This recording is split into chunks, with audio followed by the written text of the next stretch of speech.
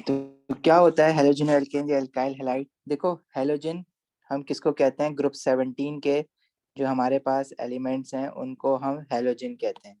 Group 17 में क्या क्या आ जाता है? Fluorine, chlorine, bromine and iodine.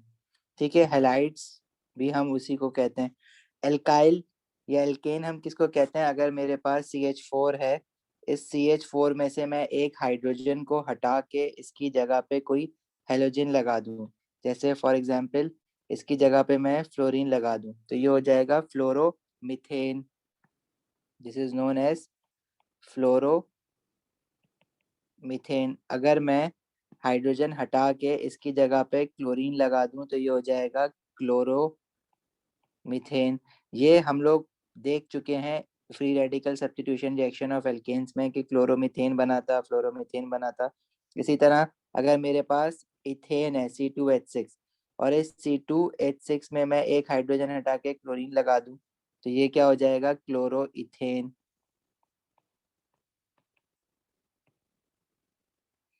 इसी तरह अगर मेरे पास लेट्स से इसकी जगह मैं हाइड्रोजन हटा के ब्रोमीन लगा दूं तो that would be known as bromo ethane. अब जरूरी नहीं है कि एक वक्त में अगर क्लोरीन लगा हुआ है तो फ्लोरीन नहीं लग सकता, दोनों एक साथ भी लग सकते हैं। फॉर एग्जाम्पल मैं इस एल्केन में एक जगह क्लोरीन लगा दूं और एक जगह ब्रोमीन लगा दूं। ठीक है, तो ये भी हमारे पास एक हेलोजिनो एल्केन बनेगा या एल्काइल हैलाइड बनेगा। इसका नाम हमने किस तरह से दिया था? 1 ब्रोमो 2 क्लोरो इथेन। एक वक्त में दो क्लोरीन भी या दो से ज्यादा भी लग सकते हैं। जैसे फॉर एग्जाम्पल मैं एक से ज्यादा क्लोरीन लगा दूं तो ये भी पॉसिबल है, और इसका नाम क्या हो जाएगा? 1,2-ट्राई क्लोरो इथेन। ठीक है, ये सारी चीजें हम लोग देख चुके हैं। तो ये जो हमारे पास फॉर्मूला बनता है, ये जो कंपाउंड बनता है, ये किस फैमिली में आता है? एल्काइल हैलाइड्स में। इनको एल्काइल हैलाइड्स भी कहते हैं और इनका जो दूसरा नाम होता है वो होता है halogeno alkanes. Sir alkyl halides जो है उसको सिंपली आप कैसे बोलेंगे? It's a combination of what kind of elements? Alkane and halogen. Okay.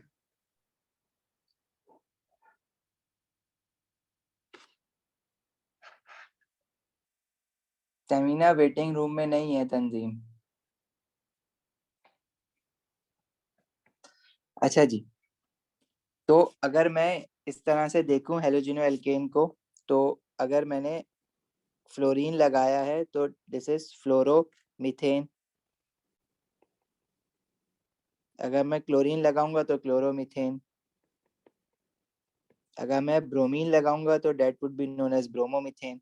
अब ये मैं बॉन्ड लेंथ इंक्रीज क्यों कर रहा हूँ? From fluorine chlorine bromine till iodine, bond length और इंक्रीज हो जाएगी।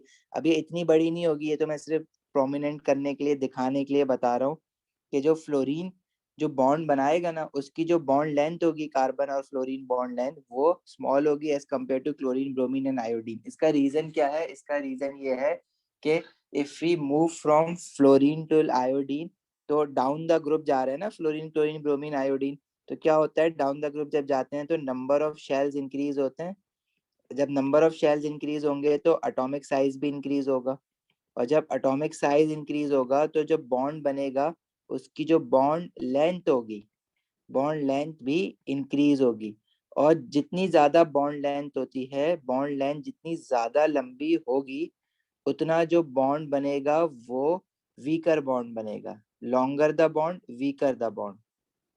ठीक है, तो ये बात ध्यान में रखना कि बॉन्ड लेंथ जितनी बड़ी होगी उतना ज्यादा बॉन्ड वीक बनेगा, मतलब वो उतना इजीली ब्रेक हो सकता है।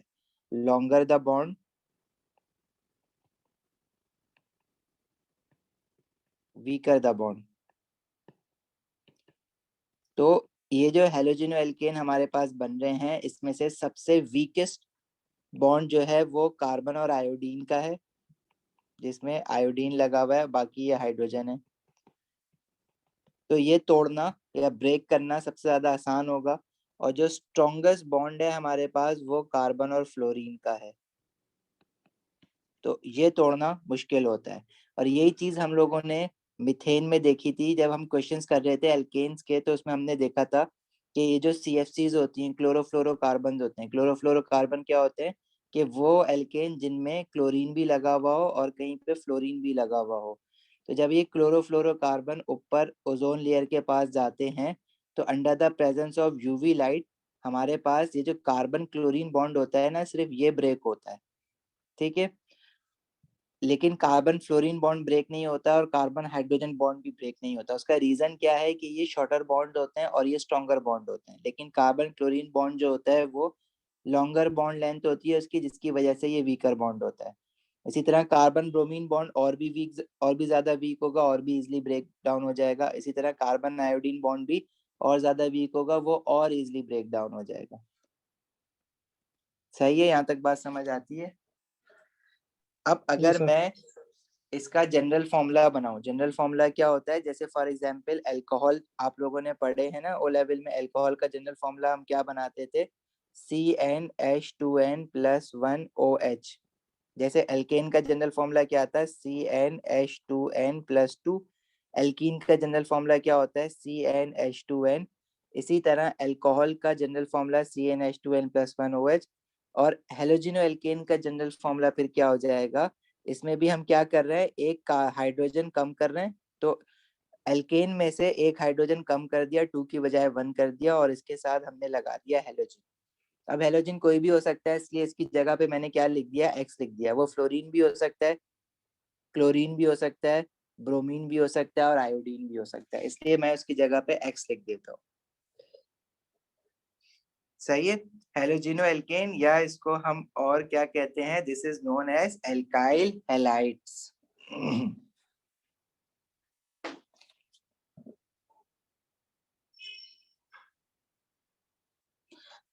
अच्छा, अब अगर मेरे पास एल्काइल हैलाइड इस तरह का है कि यहाँ पे ये 3 कार्बन है और यहाँ पे लगा हुआ है chlorine, and this is hydrogen, hydrogen, hydrogen, hydrogen, hydrogen, hydrogen. इसका अगर मैं फॉर्मूला लिखूंगा, मॉलिक्यूलर फॉर्मूला, तो मैं ऐसे लिख सकता हूँ, 3 कार्बन है तो C3। देखो जनरल फॉर्मूला क्या है, CnH2n+1, और क्लोरीन लगा देंगे यहाँ पे। तो अब कार्बन इसमें 3 है, तो N जो हो जाएगा वो 3 हो जाएगा, तो हाइड्रोजन कितने हो जाएंगे, 2 3 6 +1 7 Cl, C3H7Cl। ये वाला जो हमारे पास हेलोजन है ये कहलाएगा प्राइमरी हेलोजिनो एल्केन या प्राइमरी एल्काइल हैलाइड। अब देखो मैं कभी कभार इसको हेलोजिनो एल्केन कहता हूँ, कभी कभार एल्काइल हैलाइड कहता हूँ। आपके पास पास पेपर में वो दोनों नाम यूज करता है, इसलिए दोनों से आपको फेमिलियरिटी होना जरूरी है। अब ये प्राइमरी एल्काइल हैलाइड क्या है, देखो जिस कार्बन के ऊपर क्लोरीन लगा हुआ है उस कार्बन के साथ, देखो जिस कार्बन के ऊपर क्लोरीन लगा हुआ है वो कार्बन अंडर कंसिडरेशन है, और उस इस वक्त जो कार्बन अंडर कंसिडरेशन है उसको मैं कहता हूँ अल्फा कार्बन। उसको मैं ऐसे सिंबल बना देता हूँ अल्फा का। तो जो अल्फा कार्बन है उसके साथ डायरेक्टली देखो कितने कार्बन अटैच्ड हैं, डायरेक्टली उसके साथ सिर्फ एक कार्बन अगर अटैच्ड है, तो ऐसे हम एल्काइल हैलाइड को बोलेंगे प्राइमरी एल्काइल हैलाइड। इसकी 2 पहचान होती हैं, एक तो ये कि अल्फा कार्बन के साथ डायरेक्टली एक कार्बन अटैच्ड हो, या अल्फा कार्बन के साथ डायरेक्टली 2 हाइड्रोजन अटैच्ड हो। अगर 2 हाइड्रोजन अटैच्ड होंगे तो वो प्राइमरी एल्काइल हैलाइड कहलाएगा। प्राइमरी एल्काइल हैलाइड को हम लोग 1 डिग्री एल्काइल हैलाइड भी कहते हैं, लेकिन हमारे पास पास पेपर में वो प्राइमरी एल्काइल हैलाइड का नाम यूज करता है, 1 डिग्री का नाम वो यूज नहीं करता। इसी तरह अगर ये फॉर्मूला इस तरह से हो कि जो क्लोरीन है वो सेकंड कार्बन पे अगर लगा हुआ है, तो अगर ये सेकंड कार्बन पे लगा हुआ है तो अब अगर मैं वो कार्बन जो अंडर कंसिडरेशन है जिसपे क्लोरीन लगा हुआ है, इसको मैं कहता हूँ अल्फा कार्बन। तो इस अल्फा कार्बन को देखो तो ये डायरेक्टली 2 अल्काइल ग्रुप के साथ अटैच्ड है, मतलब इसके साथ डायरेक्टली यहाँ पे एक कार्बन लगा हुआ है और यहाँ पे एक कार्बन लगा हुआ है, और इसके साथ सिर्फ एक ही हाइड्रोजन है। तो जो ऐसा अल्काइल हैलाइड होता है उसको हम कहते हैं सेकेंडरी एल्काइल हैलाइड या 2 degree. Again secondary alkyl halide का नाम यूज होता है ज्यादातर। इसी तरह अगर मैं एक और स्ट्रक्चर बनाऊं जिसमें मेरे पास एक ये है कार्बन, एक this, it is this and here, नीचे जो है मैंने इसके साथ यहाँ पे एक और CH3 लगा दिया है। यहाँ CH3 है, this is CH2, this is CH3। अच्छा, यहाँ पे क्लोरीन ना यहाँ लगा हुआ है। अब जिस कार्बन के साथ हेलोजन लगा हुआ है वो अल्फा कार्बन है। उसके साथ देखो डायरेक्टली कितने कार्बन अटैच्ड हैं, एक लेफ्ट साइड पे, एक इधर राइट पे और एक नीचे, और हाइड्रोजन कोई भी अटैच नहीं है। तो ऐसा एल्काइल हैलाइड कहलाएगा टर्शियरी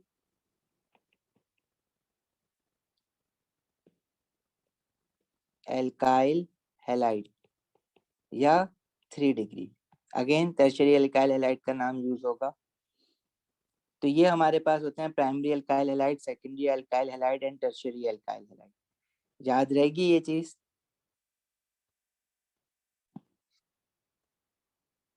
तो इसकी एक पहचान ये भी है, जो प्राइमरी एल्काइल हैलाइड है उस पे अल्फा कार्बन पे 2 हाइड्रोजन लगे हुए होंगे। जो सेकेंडरी एल्काइल हैलाइड है उस पे अल्फा कार्बन पे सिर्फ 1 हाइड्रोजन होगा, और जो टर्शियरी एल्काइल हैलाइड है उस पे अल्फा कार्बन पे 0 हाइड्रोजन, मतलब कोई हाइड्रोजन नहीं होगा। तो इस तरह से भी याद रख सकते हो। अगर एल्काइल चेन से याद नहीं रखना थोड़ा सा मुश्किल हो रहा है, क्योंकि अक्सर कंफ्यूजन क्या होती है, लोग कहते हैं जैसे टर्शियरी एल्काइल हैलाइड मैंने बनाया ना, तो इस अल्फा कार्बन के राइट साइड पे हमारे पास 2 कार्बन है, तो इसको भी ना वो 2 गिन लेते हैं। देखो डायरेक्टली कितने अटैच्ड है, मैं वो कह रहा हूँ। डायरेक्टली जो है वो एक ही अटैच्ड है ना, इधर एक अटैच्ड है, लेफ्ट साइड पे एक अटैच्ड है, नीचे एक अटैच्ड है। मैं डायरेक्ट अब आगे बेशक कितनी भी लंबी चेन क्यों ना हो, मैं देखना है कि डायरेक्टली कितने अटैच्ड हैं। फॉर एग्जाम्पल अगर ये इस तरह से बना हुआ है ना, यहाँ पे लगा हुआ है Cl, तो इसके पीछे देखो कार्बन तो बहुत सारे हैं। मतलब ये जो अल्फा कार्बन मैं बात कर रहा हूँ, इसके पीछे पीछे एक और कार्बन है, उसके पीछे एक और है, लेकिन अल्फा कार्बन के साथ डायरेक्टली जो है वो सिर्फ एक ही कार्बन अटैच्ड है ना, जो इसके पीछे लगा हुआ है। बाकी 2 हाइड्रोजन है। डायरेक्ट अटैचमेंट किसकी है मैं सिर्फ वो देखूंगा। तो ये भी हमारे पास प्राइमरी एल्काइल हैलाइड होगा। तो अगर एल्काइल देख के मुश्किल हो रही है पहचानने में, तो आप हाइड्रोजन देख के पहचान लेना। अगर अल्फा कार्बन पे 2 हाइड्रोजन है तो this is primary alkyl halide, अगर 1 हाइड्रोजन है तो सेकेंडरी एल्काइल हैलाइड, अगर कोई हाइड्रोजन नहीं है तो वो क्या है, टर्शियरी एल्काइल हैलाइड। ठीक हो गया? पूछना है किसी को तो पूछ सकते हो।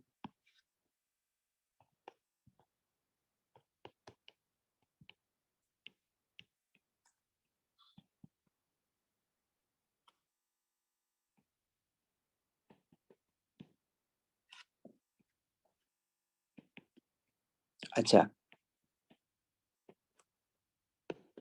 अभी हम चल रहे हैं रिएक्शन ऑफ एल्काइल हैलाइड या हैलोजिनो एल्केन की तरफ। देखो जब हमने एल्केन पढ़ा तो उसके रिएक्शंस पढ़े कि एल्केन के रिएक्शन क्या क्या। सबसे पहले रिएक्शन पढ़ा फ्री रेडिकल सब्स्टिट्यूशन रिएक्शन, जो क्लोरीन के साथ under the presence of ultraviolet light हो रहा था, जिसकी वजह से हैलोजिनो एल्केन बन रहा था। फिर हम लोगों ने एल्कीन में रिएक्शन पढ़ा, ब्रोमिनेशन, हाइड्रोजिनेशन, जिसमें हम लोगों ने देखा रिएक्शन मैकेनिज्म इलेक्ट्रोफिलिक एडिशन। ठीक है, आई होप कि ये सारी चीजें याद हैं तुम लोगों को, कि एल्केन के साथ जब हमारे पास रिएक्शन हुआ था क्लोरीन का under the presence of ultraviolet light, तो इसमें हाइड्रोजन हटते जाते हैं और क्लोरीन लगते जाते हैं। तो ये हमारे पास जो था, इसका जो रिएक्शन मैकेनिज्म हम लोगों ने पढ़ा था डिटेल में, वो था free radical substitution reaction. This was free radical substitution reaction mechanism.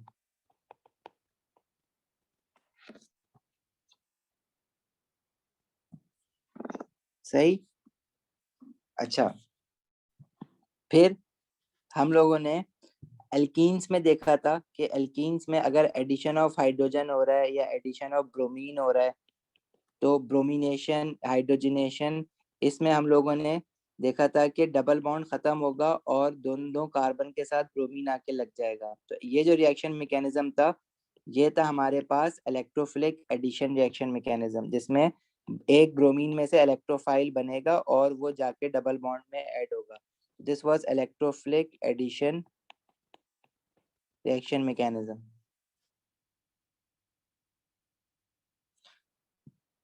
Tamina कौन सी, वो प्राइमरी सेकेंडरी टर्शियरी वाली कह रहे हो? प्राइमरी में देखो 3 हाइड्रोजन नहीं है, वो अल्फा कार्बन जिसके साथ क्लोरीन अटैच्ड है, उसके साथ सिर्फ देखो 2 हाइड्रोजन अटैच्ड हैं।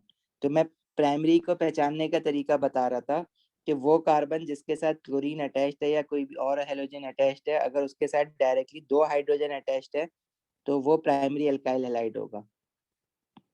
लेकिन अगर उसके साथ देखो यहाँ पे एक ही हाइड्रोजन अटैच्ड है जैसे कि नीचे वाला है, तो वो सेकेंडरी अल्काइल हैलाइड है।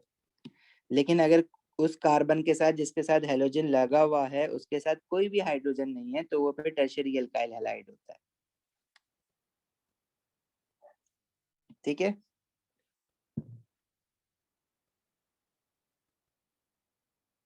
अच्छा, तो ये एल्केन और एल्कीन में हमने रिएक्शन देखे थे, इसी तरह हम हेलोजन एल्केन में भी देखेंगे या अल्काइल हैलाइड्स के भी रिएक्शन देखेंगे। तो अल्काइल हैलाइड का जो एक सबसे इम्पोर्टेंट रिएक्शन है हमारे पास, वो क्या है कि अगर मेरे पास कोई अल्काइल हैलाइड है, जैसे फॉर एग्जांपल ये है C2H5Cl, तो ये क्लोरोइथेन है। इसमें अगर मैं सोडियम हाइड्रोक्साइड डालता हूं एक्वस फॉर्म में, तो इसका जो रिएक्शन होगा उसमें क्या होगा, OH जो है वो जाके Cl को हटा देगा और उसकी जगह पे खुद लग जाएगा, ये बन जाएगा अल्कोहल। तब इसमें से OH निकलेगा और OH जाके Cl को हटाएगा, उसकी जगह पे लग जाएगा, तो ये बन जाएगा अल्कोहल। और जो Cl निकला है वो Na के साथ लग के NaCl बना देगा। ये जो हमारे पास रिएक्शन मैकेनिज्म है ना, इस रिएक्शन मैकेनिज्म, ये नया रिएक्शन मैकेनिज्म आप लोग मेरे साथ आप पढ़ रहे हो, इसको हम कहते हैं न्यूक्लियोफिलिक सब्स्टिट्यूशन रिएक्शन मैकेनिज्म।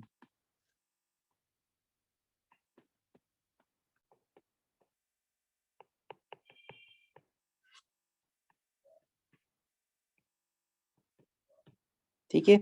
इससे पहले जो हमने एल्कीन में रिएक्शन मैकेनिज्म पढ़ा है वो इलेक्ट्रोफिलिक एडिशन पढ़ा है। इलेक्ट्रोफिलिक एडिशन में इलेक्ट्रोफाइल इन्वॉल्व होता है और न्यूक्लियोफिलिक सब्स्टिट्यूशन में न्यूक्लियोफाइल इन्वॉल्व होता है। क्या फर्क है इलेक्ट्रोफाइल और न्यूक्लियोफाइल में?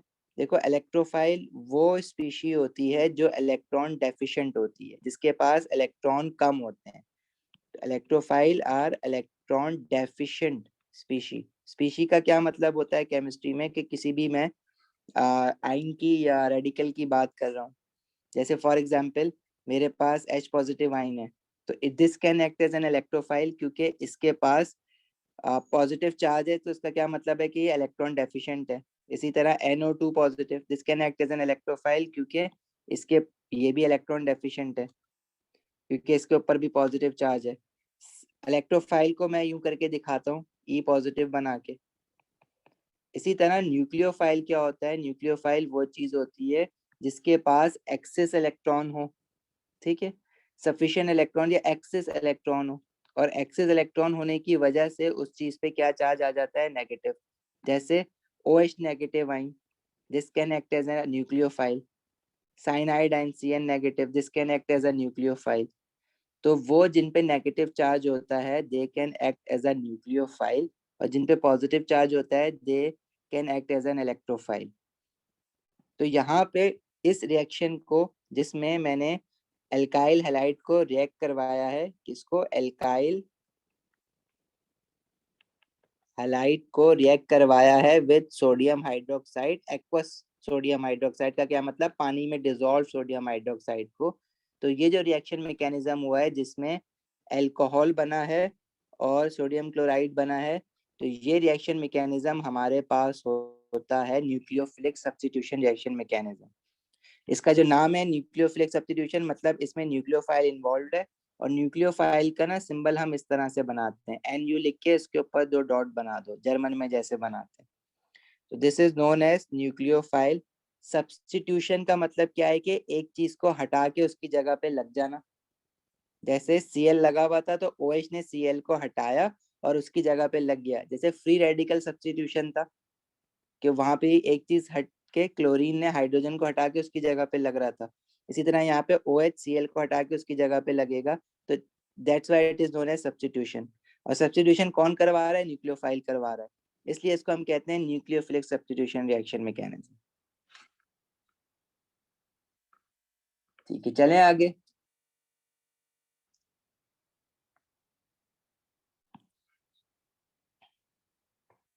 देखो इस वक्त मैंने जो अल्काइल हैलाइड लिया है वो C2H5Cl लिया है। इसके अंदर मैंने सोडियम हाइड्रोक्साइड डाला है, एक्वस। एक्वस मतलब पानी में डिजोल्व, ये जरूरी है पानी में डिजोल्व करके डालो। तो C2H5OH और क्या बनेगा, NaCl। इसका मुझे रिएक्शन मैकेनिज्म देखना है कि किस तरह से रिएक्शन हो रहा है।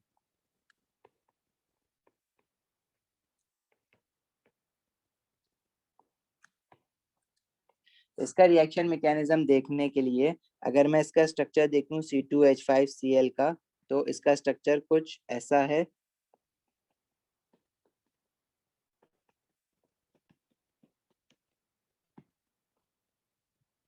सही है। जब सोडियम हाइड्रोक्साइड को पानी में डालोगे तो सोडियम हाइड्रोक्साइड में से निकलेगा OH नेगेटिव आयन। वो एज अ न्यूक्लियोफाइल एक्ट करेगा। सोडियम हाइड्रोक्साइड में जो Na पॉजिटिव अलग हुआ हुआ होगा और OH नेगेटिव आयन अलग हुआ हुआ होगा।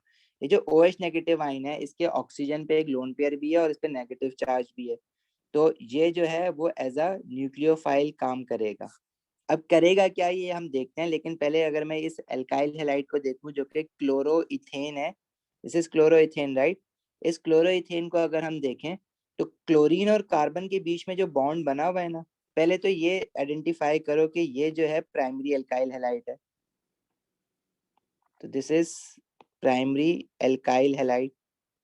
क्यों? क्योंकि जिस कार्बन के साथ क्लोरीन अटैच्ड है उसके साथ देखो दो हाइड्रोजन अटैच्ड है। तो this is primary alkyl halide या 1 डिग्री एल्काइल हैलाइड। अच्छा, इसके अलावा अगर मैं इसको देखूं तो क्लोरीन जो होता है ना, chlorine is more electronegative than carbon. तो क्लोरीन एलिमेंट जो होता है, क्लोरीन इज मोर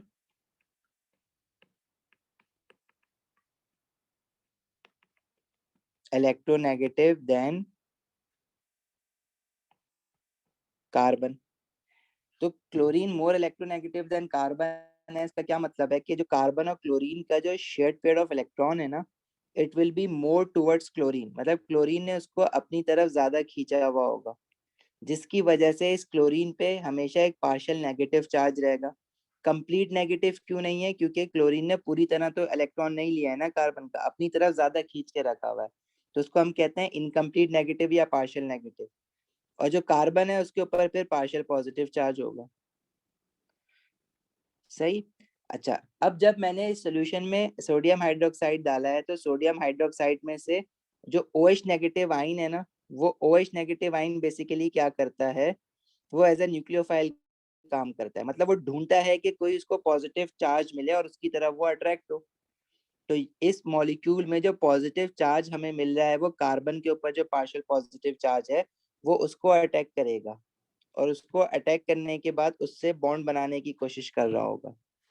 तो इसको मैं नेक्स्ट स्टेप में दिखा देता हूँ यहाँ पे। ये जो OH नेगेटिव आयंस हैं जो एज ए न्यूक्लियोफाइल काम करेंगे, वो किस तरह से काम करेंगे। वो ढूंढेगा किसी पॉजिटिव चार्ज को, और उसको पॉजिटिव चार्ज दिख रहा है कार्बन पे जो कि पार्शियल पॉजिटिव की फॉर्म में है। तो वो OH नेगेटिव आयन करेगा क्या, इस पार्शियल पॉजिटिव के साथ बॉन्ड बनाने की कोशिश करेगा। लेकिन क्योंकि कार्बन ने ऑलरेडी अपने 4 बॉन्ड बनाए हुए हैं तो वो OH के साथ बॉन्ड नहीं बना सकेगा। तो ये OH नेगेटिव आयन करेगा क्या कि जो कार्बन का और क्लोरीन के बीच में जो लोन पेयर है उसको रिपेल करेगा, क्लोरीन को क्लोरीन की तरफ रिपेल करेगा, क्योंकि OH नेगेटिव आयन भी नेगेटिव है और ये जो loan shared pair of electron है बिटवीन कार्बन और क्लोरीन वो भी नेगेटिव है।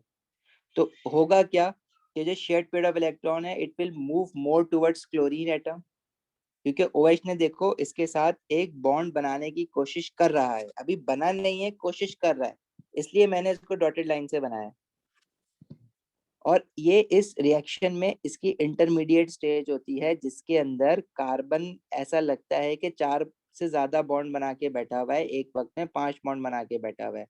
एक तो इस कार्बन के साथ जो उसके साथ लगा हुआ है, 2 हाइड्रोजन के साथ, एक क्लोरीन के साथ, और एक पीछे से OH जो इसके साथ बॉन्ड बनाने की कोशिश कर रहा होता है। और जब ये OH बॉन्ड बनाने की कोशिश कर रहा होता है तो ये जो मैंने कर्ली एरो बनाया है ना कि shared pair of electron between carbon और क्लोरीन, जो क्लोरीन की तरफ जा रहा है, ये जो एरोज हम बनाते हैं ना, कर्ली एरोज, इनकी बहुत इंपॉर्टेंस है। इंपॉर्टेंस इसलिए क्योंकि इसके मार्क्स होते हैं कर्ली एरोज सही बनाने के। तो कर्ली एरोज हमेशा बनते हैं नेगेटिव से पॉजिटिव की तरफ, जहां पे नेगेटिव चार्ज जिस तरफ मूव कर रहा होता है। तो ये shared pair of electron OH repel करेगा और ये क्लोरीन की तरफ जा रहा होगा, और जब ये क्लोरीन की तरफ जाएगा तो आहिस्ता आहिस्ता क्या करेगा, ये क्लोरीन इलेक्ट्रॉन लेके निकल जाएगा कार्बन के पास से, कार्बन का इलेक्ट्रॉन भी लेके निकल जाएगा, और OH जो है वो उसकी जगह ले लेगा।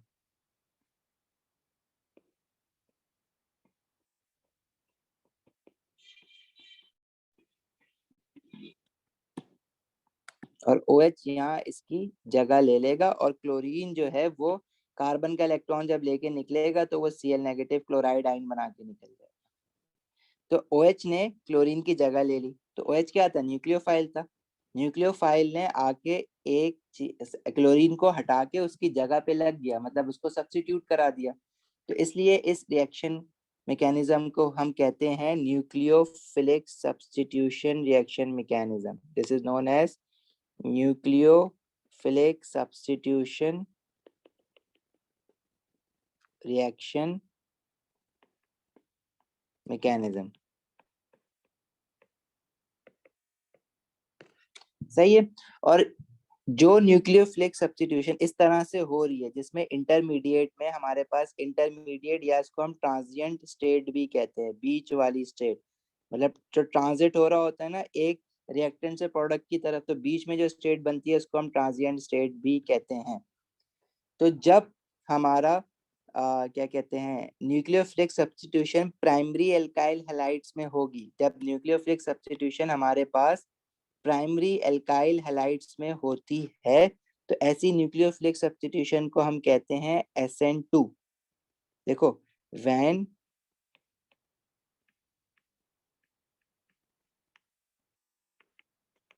Nucleophilic substitution occurs with primary alkyl halide, क्योंकि ये प्राइमरी एल्काइल हैलाइड है ना, गौर से देखो अल्फा कार्बन पे 2 हाइड्रोजन अटैच्ड है, प्राइमरी एल्काइल हैलाइड। तो ऐसी न्यूक्लियोफिलिक सब्स्टिट्यूशन को हम कहते हैं SN2। इसको अगर हम फुल फॉर्म में पढ़ें तो इसका हम कहते हैं nucleophilic substitution with the order 2। But क्योंकि ऑर्डर ऑफ अ रिएक्शन हमारे पास AS के सिलेबस में है नहीं, वो A2 में है, तो यहाँ पे इसको क्या मतलब है पूरा SN2 का, उसकी डिटेल में हम अभी फिलहाल नहीं जाएंगे।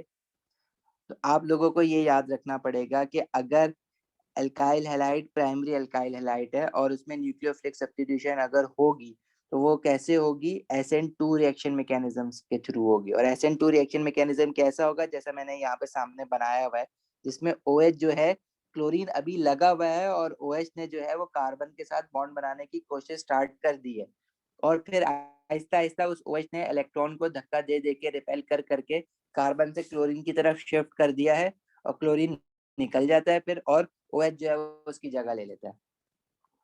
ठीक है, इसमें जो Cl नेगेटिव आयन बना है वो, और जो Na पॉजिटिव आयन था सोडियम हाइड्रोक्साइड से, वो आपस में कंबाइन होके क्या बना लेगा, NaCl। और क्लोरोइथेन से प्रोडक्ट हमारे पास क्या बन गया है, इथेनॉल। प्रोडक्ट जो रिएक्टेंट जो होता है वो क्या था, क्लोरोइथेन, और प्रोडक्ट में हमें क्या मिल रहा है, इथेनॉल। सही है। और प्राइमरी एल्काइल हैलाइड में जो न्यूक्लियोफिलिक सब्स्टिट्यूशन होती है उसको हम कहते हैं SN2। मतलब प्राइमरी में इसको ऐसे याद कर लो, पेपर 2 से P2, प्राइमरी में SN2 रिएक्शन मैकेनिज्म होता है, न्यूक्लियोफिलिक सब्स्टिट्यूशन 2 प्राइमरी में होगा SN2। सही है, जहाँ तक कोई सवाल है तो पूछ लो।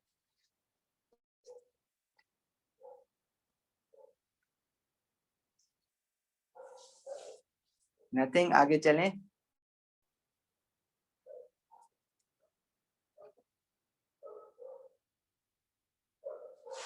SN2 जो होगा वो हमेशा एल्कली सोडियम हाइड्रोक्साइड के साथ होगा, या पोटेशियम हाइड्रोक्साइड के साथ भी हो सकता है। लेकिन इसमें इंपॉर्टेंट चीज क्या है कि जो आप सोडियम हाइड्रोक्साइड ले रहे हो वो एक्वस फॉर्म में होना चाहिए।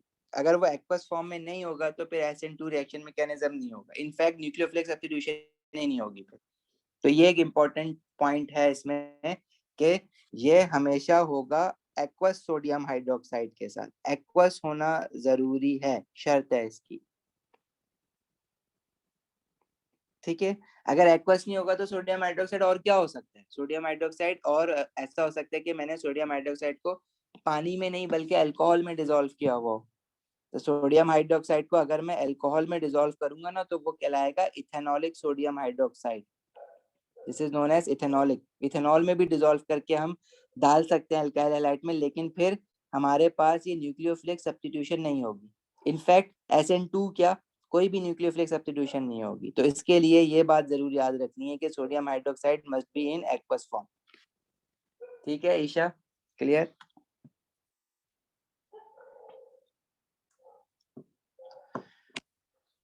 अच्छा नेक्स्ट देखो, अगर मेरे पास एल्काइल हैलाइड जो है ना वो प्राइमरी ना हो, प्राइमरी ना हो तो फिर क्या हो, फ्लैट से टर्शियरी हो।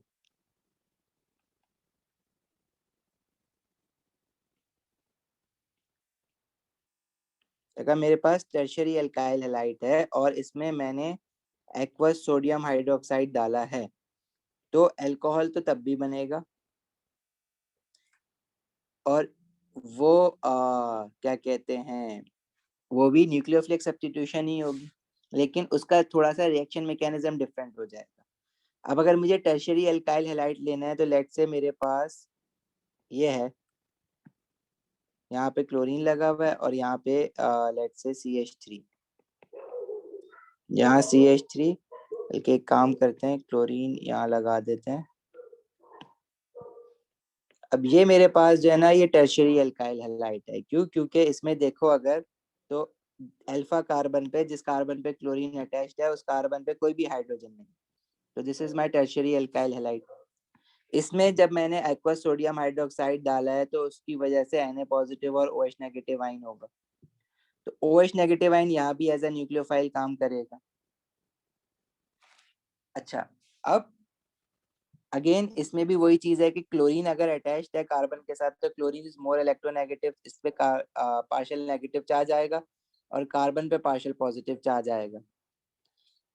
लेकिन देखो इस रिएक्शन में OH नेगेटिव आयन, जैसे पहले OH नेगेटिव आयन जो है वो कार्बन को पकड़ के उसके साथ बॉन्ड बना रहा था ना जबरदस्ती, यहाँ पे OH नेगेटिव आयन ये काम नहीं कर सकेगा।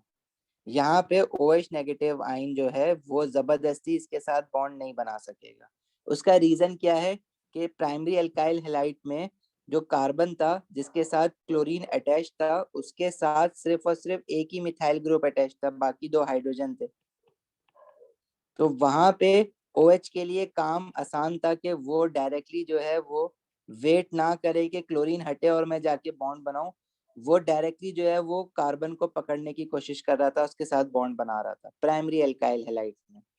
लेकिन टर्शियरी एल्काइल हैलाइड में OH के लिए ये काम करना पॉसिबल नहीं है, OH की इतनी हिम्मत नहीं है टर्शियरी एल्काइल हैलाइड में कि वो डायरेक्टली कार्बन के पार्शियल पॉजिटिव के साथ जाके बॉन्ड बनाए। उसका रीजन क्या है कि इसके साथ, उस कार्बन के साथ एल्काइल ग्रुप ज्यादा अटैच्ड है, वो एल्काइल ग्रुप इस पार्शियल पॉजिटिव ऑफ कार्बन को स्ट्रॉन्ग नहीं रहने देते, क्योंकि वो अपने इलेक्ट्रॉन जो है वो इस कार्बन के पार्शियल पॉजिटिव में जाके डोनेट कर रहे होते हैं। बहरहाल हम सिर्फ ये याद रखेंगे कि टर्शियरी एल्काइल हैलाइड में OH can not go and directly make a bond with carbon partial positive in the presence of chlorine. तो इसमें क्या होगा रिएक्शन मैकेनिज्म, देखो OH डायरेक्टली बॉन्ड तो नहीं बना सकता है इसमें, तो OH क्या करेगा, वो वेट करेगा कि ये क्लोरीन खुद ही हट जाए। और ये जब ये क्लोरीन खुद ही हटेगा, खुद क्यों हटेगा, क्योंकि OH नेगेटिव आयन आ तो गए ना बहुत सारे, तो वो रिपल्जन तो कर रहे हैं दूर दूर से।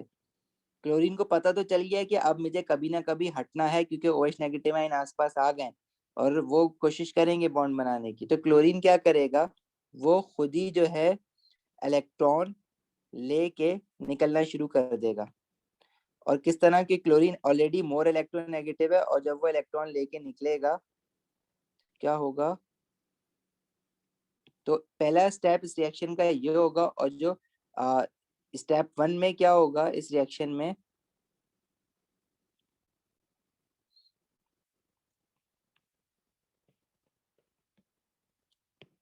कि क्लोरीन ने अपना इलेक्ट्रॉन और कार्बन का इलेक्ट्रॉन लिया और निकल गया Cl नेगेटिव।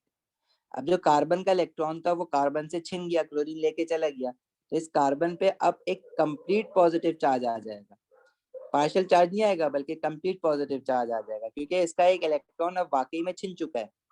और जैसे ही OH इसको देखेगा कि इसका इलेक्ट्रॉन जो है वो छिन चुका है और उस पर कंप्लीट पॉजिटिव चार्ज है, तो अब OH को कोई नहीं रोक सकता, वो जाके इसको अटैक कर देगा। तो ये कर्ली एरो हम बनाएंगे जो हम दिखाएंगे कि OH ने जो है इस कार्बन पॉजिटिव को अटैक किया है। अच्छा, ये वाला जो स्टेप है ना, ये हम आगे वाले मतलब स्टेप 2 में दिखाएंगे। मतलब ये स्टेप 1 में ये हुआ, स्टेप 1 में क्या हुआ कि जब कार्बन पे चार्ज आ गया तो इस पूरी चीज को हम कहते हैं कार्बोकैटाइन।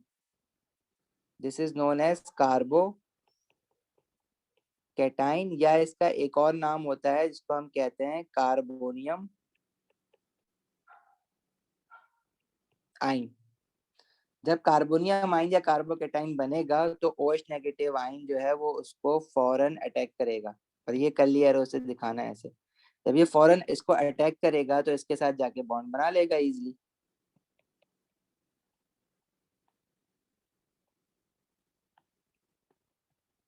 और जब ये इसके साथ जाके बॉन्ड बना लेगा तो OH लग गया, अगेन अल्कोहल बन गया।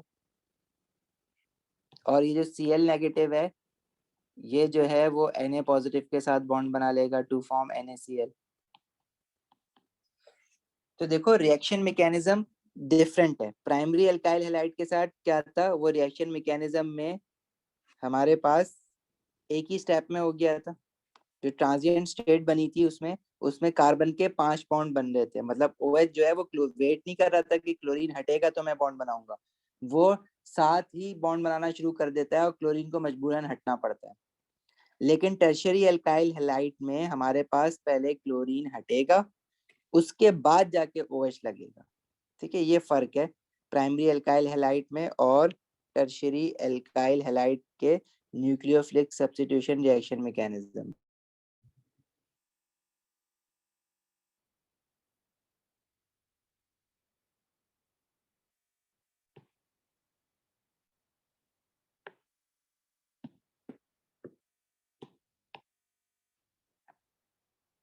See, this is the difference. इसमें प्राइमरी अल्काइल हैलाइड था और प्राइमरी अल्काइल हैलाइड में देखो क्या हो रहा है कि OH जो है वो साइमल्टेनियसली बॉन्ड बना रहा है, वो वेट नहीं कर रहा है कि क्लोरीन हटे, और फिर वो क्या करता है, धक्का मार के उसको खुद लग जाता है nucleophilic substitution. Tertiary alkyl halide में भी हो तो न्यूक्लियोफिलिक सब्स्टिट्यूशन रही है, लेकिन उसमें क्या होगा, पहले क्लोरीन खुद से हटेगा, कार्बन पे पार्शियल पॉजिटिव के बजाय कंप्लीट पॉजिटिव चार्ज आएगा, और कंप्लीट पॉजिटिव चार्ज जब आ जाता है इस पे तो हम इसको कहते हैं कार्बोकैटाइन या कार्बोनियम आइन, और फिर OH नेगेटिव आइन इसको अटैक करके इसके साथ लगेगा। तो ये जो रिएक्शन सीक्वेंस है वो डिफरेंट है। ठीक है, तो जो प्राइमरी अल्काइल हैलाइड में हुई थी उसको हमने कहा था SN2, और जो टर्शियरी अल्काइल हैलाइड में हमारे पास रिएक्शन सीक्वेंस या रिएक्शन मैकेनिज्म हो रहा है, इसको हम बोलेंगे SN1 reaction mechanism. Primary alkyl halide में था SN2 और टर्शियरी अल्काइल हैलाइड में होगा SN1 रिएक्शन मैकेनिज्म।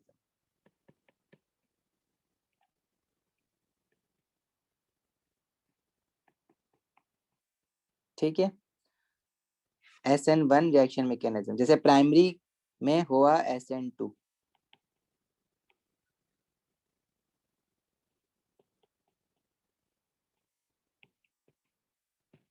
ठीक है, प्राइमरी का हमने कैसे याद करा है, मैंने बोला पेपर 2 से याद कर लो ना, P2 प्राइमरी में SN2, तो टर्शियरी का कैसे याद कर लोगे, T1, टर्शियरी में SN1 और प्राइमरी में SN2।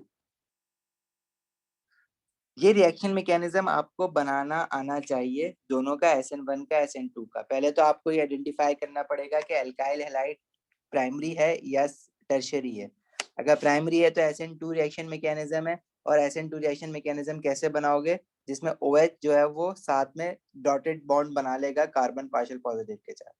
लेकिन अगर टर्शियरी अल्काइल हैलाइड है तो आप SN1 रिएक्शन मैकेनिज्म बनाओगे जिसमें OH पहले Cl हटेगा, कार्बोकैटाइन बनेगा, फिर OH उसको जाके अटैक करेगा, और ये जो Cl हट रहा है इसमें यहाँ पे भी एक कर्ली एरो बनेगा, ठीक है, कि क्लोरीन जो है वो कार्बन का भी इलेक्ट्रॉन लेके अपने साथ जा रहा है, पूरा शेड पेड ऑफ इलेक्ट्रॉन अपने साथ लेके जा रहा होता है वो।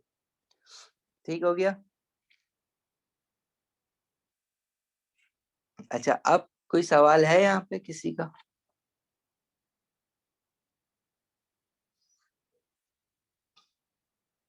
ये नहीं पूछोगे कि सेकेंडरी अल्काइल हैलाइड में क्या होगा फिर?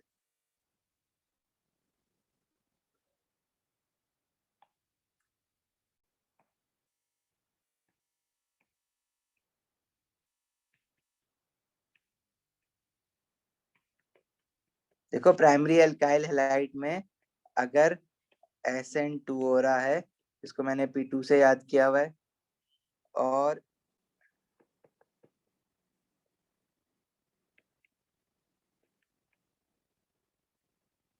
टर्शियरी अल्काइल हैलाइड में SN1 हो रहा है, जिसको मैंने T1 से याद किया हुआ है। तो सेकेंडरी एल्काइल हैलाइड में क्या होगा? तो देखो, सेकेंडरी एल्काइल हैलाइड में क्या होता है कि कुछ मॉलिक्यूल जो होते हैं वो SN1 रिएक्शन मैकेनिज्म फॉलो कर रहे होते हैं, और कुछ molecule SN2 reaction mechanism follow कर रहे होते हैं।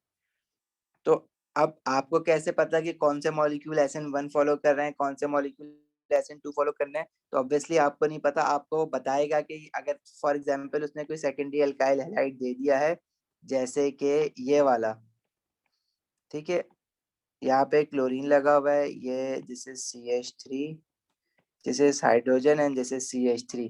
अब क्योंकि देखो, अल्फा कार्बन के साथ, जो अल्फा कार्बन वो जो जिसके साथ क्लोरीन अटैच है, उसके साथ एक हाइड्रोजन अटैच है, तो मींस सेकेंडरी अल्काइल हैलाइड। तो अब इसमें रिएक्शन मैकेनिज्म क्या होगा? तो इसमें आप SN1 भी बना सकते हो और SN2 भी बना सकते हो, वो आपको खुद बताएगा कि इसमें आपने SN1 बनाना है या SN2 बनाना है। इसको थोड़ा सा मैं मॉडिफाई कर देता हूँ, जैसे कि फॉर एग्जाम्पल ये हाइड्रोजन यहाँ हो गया, CH3 यहाँ, और Cl यहाँ, this is secondary alkyl halide. Again partial negative partial positive charge इसमें भी होगा। अब अगर वो कहता है कि इसमें SN2 बनाना है, तो SN2 बनाने में आपने देखा कि OH जो है वो डायरेक्टली जो है वो अटैक कर देता है कार्बन के पार्शियल पॉजिटिव को, वेट नहीं करता कि क्लोरीन हटे। तो यहाँ से आपने SN2 बनाने के लिए यहाँ पे ऐसे एक बॉन्ड दिखा देना है, और उसके बाद आपने फाइनल इसका प्रोडक्ट क्या दिखाना है, जिसमें Cl हट जाएगा और उसकी जगह पे आके क्या लग जाएगा, OH। तो this is basically SN2 reaction mechanism scheme.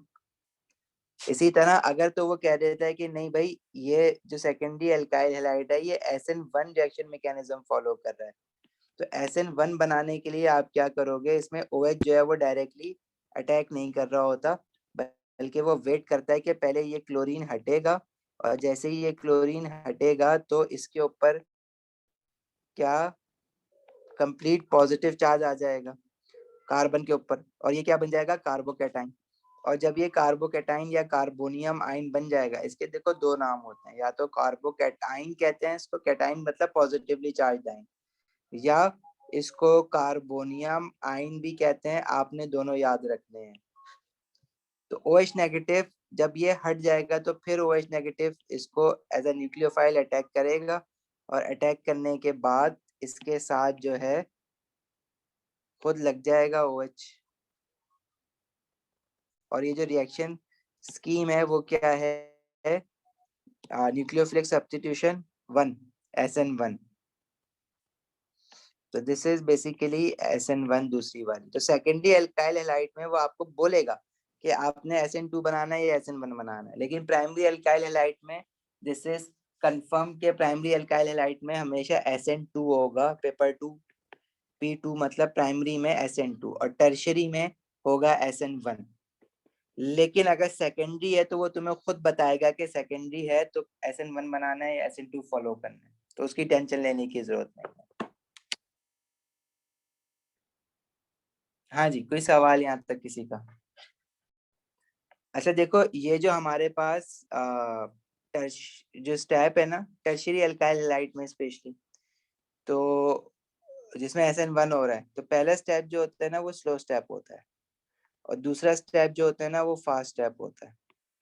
ठीक है, ये भी याद रखना ये बात, कि दूसरा पहला स्टेप जो होता है वो काफी स्लो होता है और उसके रिलेटिवली जो दूसरा स्टेप होता है वो काफी ज्यादा फास्ट होता है। अच्छा देखो, अभी मैं एक बात और कह रहा था कि हमने इसमें जो सोडियम हाइड्रोक्साइड डाला है वो एक्वस सोडियम हाइड्रोक्साइड डाला है। अगर सोडियम हाइड्रोक्साइड एक्वस ना हो, अल्कोहलिक सोडियम हाइड्रोक्साइड हो, मतलब सोडियम हाइड्रोक्साइड को अगर मैंने इथेनॉल में डिसॉल्व किया हुआ है तो क्या होगा? तो देखो, वो फिर न्यूक्लियोफिलिक सब्स्टिट्यूशन नहीं होगा, बल्कि फिर वो एलिमिनेशन रिएक्शन मैकेनिज्म होगा। This is known as elimination reaction. और उसमें क्या होगा कि फॉर एग्जांपल मेरे पास अगेन कोई अल्काइल हैलाइड है, ये अल्काइल हैलाइड है, इसके यहाँ पे फॉर एग्जांपल क्लोरीन के बजाय मैं ब्रोमीन ले लेता हूँ, क्लोरीन बहुत ले लिया।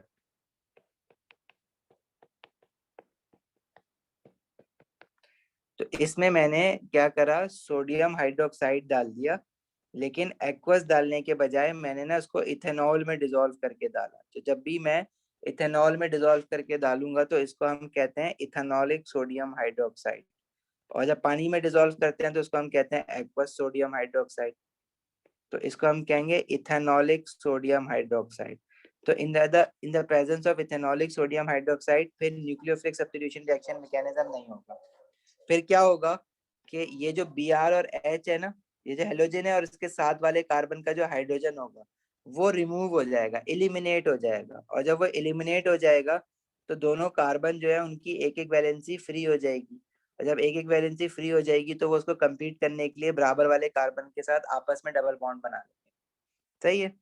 तो ये अभी था हमारे पास ब्रोमो इथेन या वन ब्रोमो इथेन, और वन ब्रोमो इथेन से ये चीज क्या बन गई, इथीन। सिर्फ एक चेंज करने से मैंने क्या करा, इथेनॉलिक सोडियम हाइड्रोक्साइड ले लिया। अगर यही काम मैं क्या करता, एक्वा सोडियम हाइड्रोक्साइड लेता तो फिर न्यूक्लियोफिलिक सब्स्टिट्यूशन होता, अल्कोहल बनता। लेकिन अगर मैंने सोडियम हाइड्रोक्साइड इथेनॉलिक ले लिया तो ये एल्कीन बन गया। ठीक है। और ये जो Br निकलेगा और ये जो सोडियम है, तो ये सोडियम और Br क्या करेगा, सोडियम ब्रोमाइड बना लेगा, ये वाला सोडियम और ब्रोमीन। और ये जो हाइड्रोजन और सोडियम हाइड्रोक्साइड का OH है, ये आपस में वाटर बना लेगा, तो साथ में ये प्रोडक्ट बन रहे होंगे। ठीक है।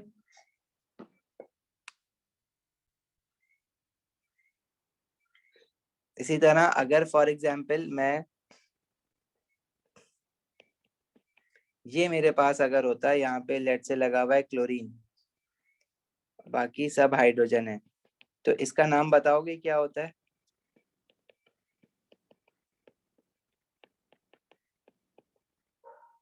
इसको हम कहेंगे 2 क्लोरो ब्यूटेन, ये जो एल्काइल हैलाइड है। इसमें अगर मैंने इथेनॉलिक सोडियम हाइड्रोक्साइड डाला तो इसमें भी एलिमिनेशन होगी। अब इसकी एलिमिनेशन देखो दो तरीकों से हो सकती है। तो क्लोरीन के साथ जो हाइड्रोजन है वो, अगर लेफ्ट वाला कार्बन से हाइड्रोजन हटेगा तो जो डबल बॉन्ड आएगा वो उन दोनों के बीच में आएगा, मतलब लेफ्ट और राइट के बीच में आएगा। मतलब इसका प्रोडक्ट एक ये भी बन सकता है जिसमें जब मैं ये हटाऊंगा तो डबल बॉन्ड जो होगा वो इन दो कार्बन के बीच में आ जाएगा। और दूसरा प्रोडक्ट क्या हो सकता है कि क्लोरीन और राइट वाले कार्बन पे जो हाइड्रोजन है वो हटे।